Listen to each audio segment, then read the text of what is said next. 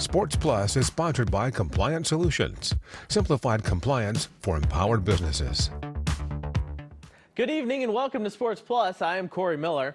Tonight we'll hear from an outgoing broadcaster, an up-and-coming prospect, and head to the pitch for some Sunday night soccer. But we start with the Cardinals, who played a soggy series finale at Busch and made a big choice for their future in the first round of the MLB draft. And so, for tonight's main event, we head to Busch Stadium. Welcome back, Ivan Herrera. He's back, but Lars Nootbaar heads to the IL with a rib issue. Great base running early by the Cardinals. Victor Scott gets an infield hit, and Mason Wynn decides he's going to score all the way from second base. 1-0 Cards. Then it rained and rained and rained some more. After 4 hours of rain delays and some starts and stops in between, the Braves actually led 3-1. Cards tied it in the 6th on a 2-run Contreras double, and then the hero of the day arrived, Jose Fermin. His first career home run makes it 5-3 Cards. It was a bit dicey in the 9th, but Ryan Helsley works out of it for the save in a 5-4 Cardinals victory heading into the All-Star break. Yeah, if you wait around that long and you lose going into the break, it doesn't feel great, so I'm glad we were able to take it. Been looking for that for 2 years now, and to be able to, hit it in that spot, is pretty special to me. Long journey, and I know my family back home are really happy. Cannot wait to talk to them. There was some other Cardinals news tonight. The first time since J.D. Drew in 1998, the Cards had a top 5 pick in the MLB draft. They used it on left-handed pitcher Liam Doyle at number 5. The University of Tennessee product had 164 strikeouts in just under 96 innings last year as the SEC Pitcher of the Year. Doyle's college coach and St. Louis native Tony Vitello was on the MLB Network desk as he was selected and had this to say about the lefty. But he would run out of pitches because he didn't throw enough strikes. This year he loses 19 pounds of body fat. Wow. Gets to work, gets in shape, throws a ton of strikes. Two of the things that showed up this year, oftentimes other teams had his grips, just like in pro ball. Guys will look for that stuff. And then the other thing was, again, that Boston strong spilled over into a little too strong sometimes. As he continues to evolve and mature, eventually hitters are just going to have to flat out beat Liam Doyle, and that is not going to be very easy to do because he's got phenomenal stuff and is an unreal competitor. This 5 on Your Side St. Louis City SC coverage is sponsored by Together Credit Union. Sunday night soccer at a soggy Energizer Park. Portland was in town. City SC looking for their first win in 43 days, and they were down 1-0 early until a fantastic goal from Marcel Hartl out of midair. 1-1. 68th minute. Guess what? It's that man again from the same spot, this time with his head. City leads 2-1, and for the first time since May 31st, City SC has won a game. They beat Portland 2-1.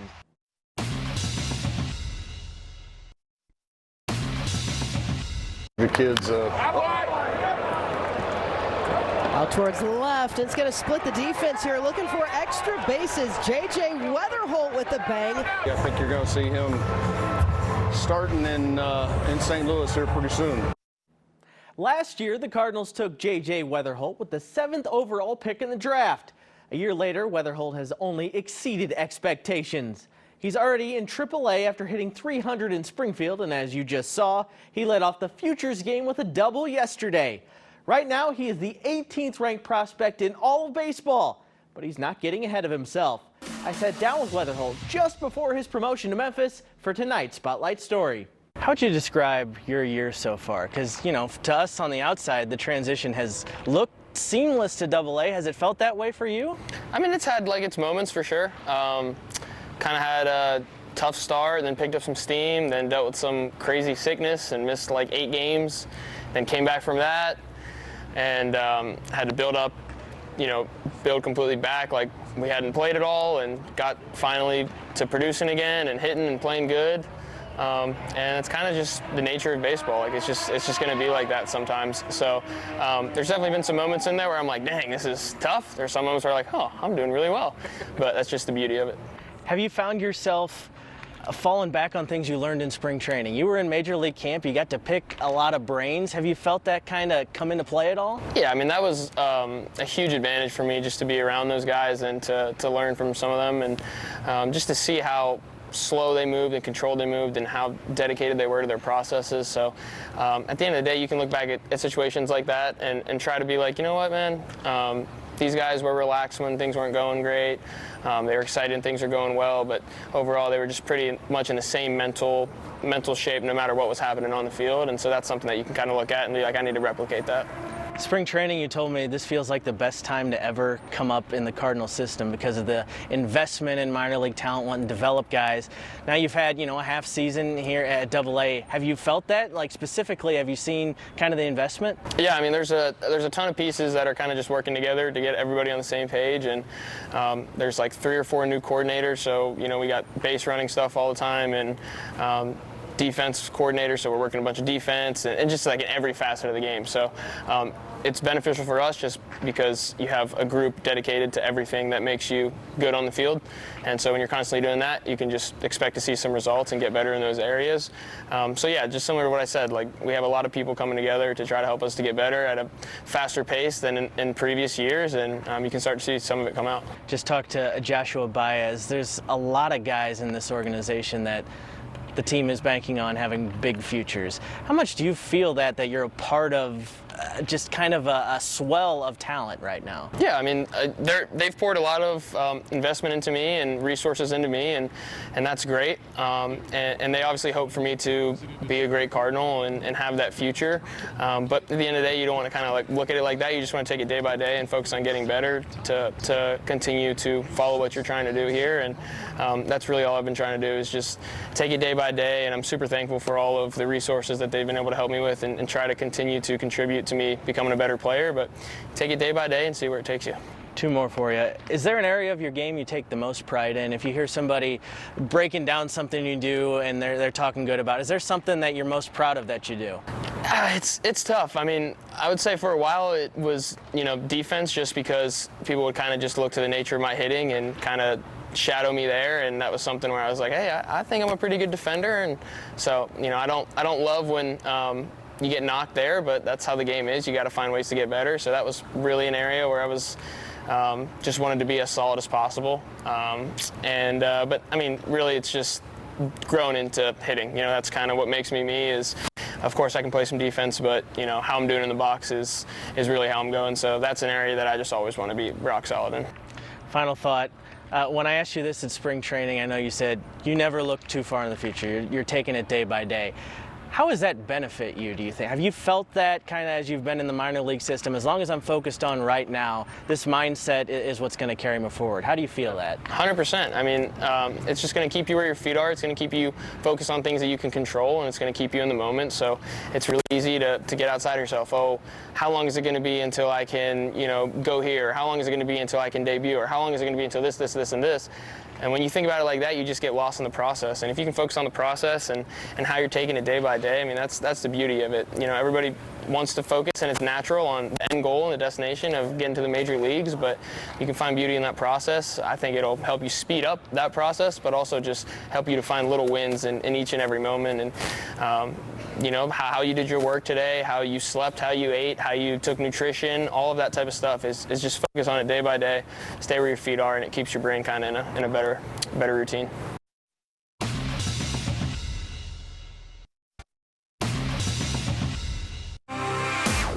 This Sports Plus conversation is sponsored by your Quality Ford dealers. Ford F-Series, America's best-selling trucks for 47 years.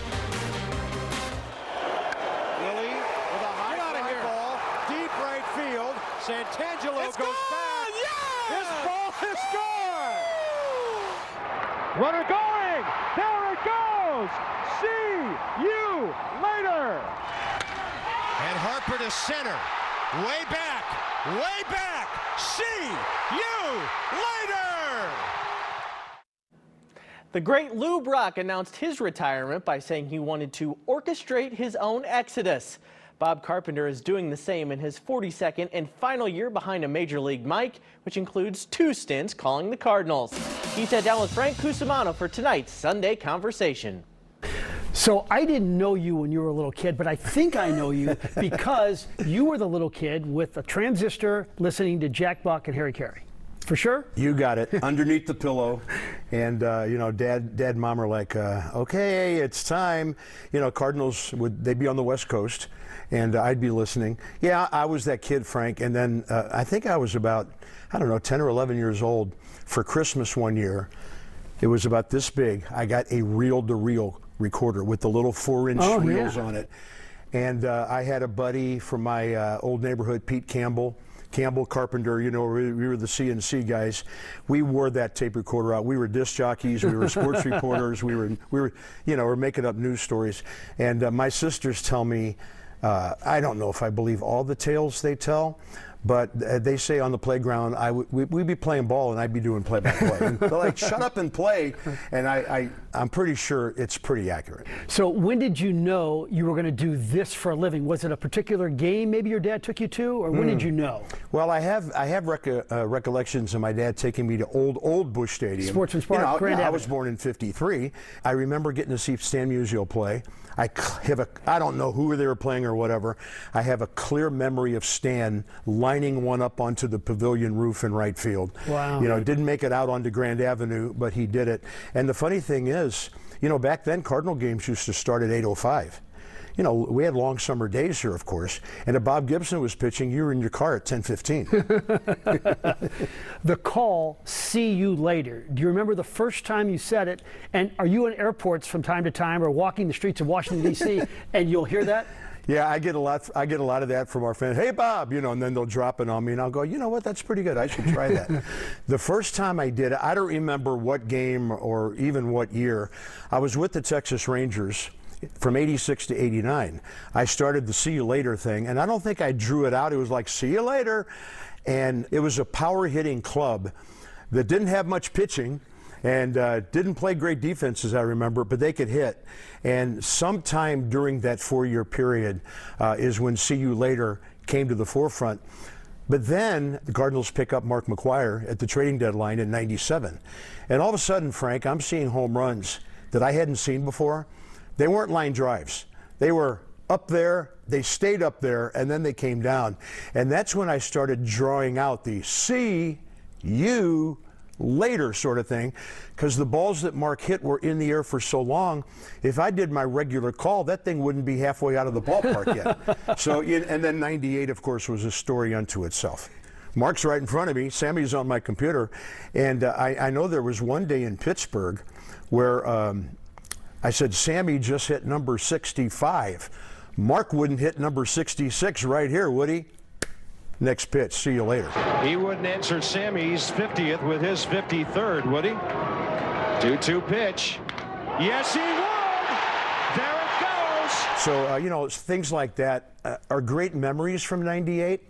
It's a year that I'll never forget. Tainted a little bit, but I choose to grab the good memories from 1998. Tell me about the high you get from doing a game. To me, it's the ultimate because there's no script, there's no prompter. What's in front of you is what's happening, and you have to immediately put that into words. And when you put a good call on one, it is kind of a high you get. And the other feeling, Frank, is when you take off the headset after you probably feel this way after the late news sometimes. When you take off the mic and take that earpiece out, I take off the headset, and you're like, wow, that was a really good show. And it's something that's hard to describe, but it is a high. And if you can't have fun doing this, you shouldn't be doing it. You were pretty candid in the paper the other day about how the Cardinals situation ended for you. And that has stuck with you a little bit. Well, and I have to be grateful to the Cardinals for two things. First of all, they gave me that chance. Bud Sports gave me that chance back in '84. But as the years went by, they chose several other people over me. And I finally kind of had to say to myself, hey, you grew up here. Cardinal baseball is your dream. How long do you want to keep hitting your head against the wall or here trying to be the full-time guy when it's obvious they don't want you to be the full-time guy? And my agent called Dan Farrell with the Cardinals. Dan and the Cardinals were very gracious about letting me out of the last year of my contract, and I went to D.C. For giving me that first opportunity, and then eventually letting me go to D.C., I am forever grateful. So you're 72, but you've discovered the fountain of youth. You look and sound the same. Why now? Why stepping down now? It's for my wife, it's for my 2 daughters, and it's for my son-in-law and my little grandsons. I've been married for this November, it'll be 46 years. I've been gone easily for half of that. It used to be kind of a punchline between Debbie and me. It's kind of not funny anymore. And I really didn't, in DC for the last 20 years, I didn't have the luxury of living where I work, or else I'd do what a lot of other guys do and do the home games and not travel. I would love to do that, but it's still a road game for me up there. So it's going to, opening day next year is going to kill me. I don't know where I'll be. Maybe the Nats will ask me to come and sit with the owner or sit with the GM or whatever and just watch the game. It's going to kill me to not be in the booth next year for the first time in 43 years. So it's going to be hard, but Frank, I know in here, I know I'm doing the right thing for my family, and hopefully it'll be the right thing for me, and I won't drive everybody too crazy next year. Finally, finish this interview like you're signing off for the final time in D.C. Oh, my gosh. Well, I would be addressing our Nats fans. And that day we're playing the White Sox, by the way. What a way to finish. Not the Phillies, not the Cardinals, not the Mets or the Braves. I think what I'll probably say is to our fans in Washington and any fans who've heard me for the last 42 years, thank you for letting me come into your home every night. I have taken that privilege very seriously. And I hope that I did a good job of telling you exactly what's going on the field, that we've entertained you on the way, and most of all, that I've made you feel good about being a fan of your ball club.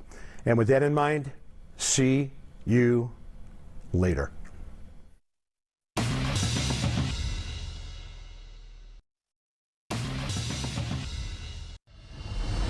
The Sports Trailblazer of the Week is sponsored by Don Brown Chevrolet, the home of the Don Brown deal. Our Trailblazer of the Week is Kirkwood's Jacob Everhart, a 4-star receiver and safety committed to Illinois yesterday. He's following in the footsteps of his late father, Jason, who played there in the 90s. Congrats to Jacob and his family. Men's Wimbledon singles finals, Jannik Sinner and Carlos Alcaraz. We could be seeing this matchup for a long, long time. Alcaraz won the first set in fantastic fashion, but from there, it was Sinner's day. The Italian won the next 3 sets to claim his first Wimbledon crown. Sinner is now a 4-time Grand Slam champion. American Century Celebrity Championship Golf final round in Tahoe. Former hockey star Joe Pavelski sinks a walk-off eagle to win the event. Some St. Louis names played in this. Taylor Twellman finished 4th, Matthew Tkachuk finished 36th, Joe Buck finished 40th, and Albert Pujols finished 41st. Time now for the Victory Men's Health, Frankly Speaking. And a thought about the Cardinals. It is the All-Star break, a time for reflection. I'd argue these Cardinals have overperformed so far.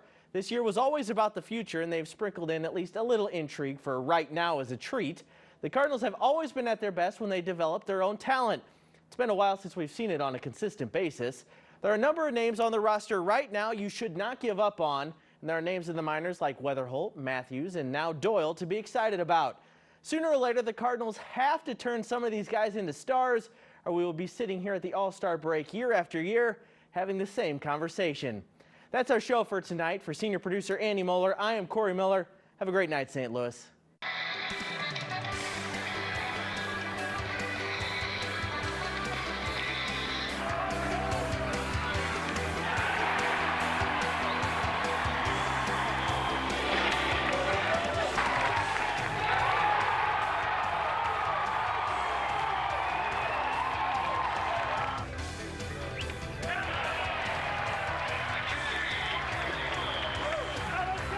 Continue with us on 5+. Download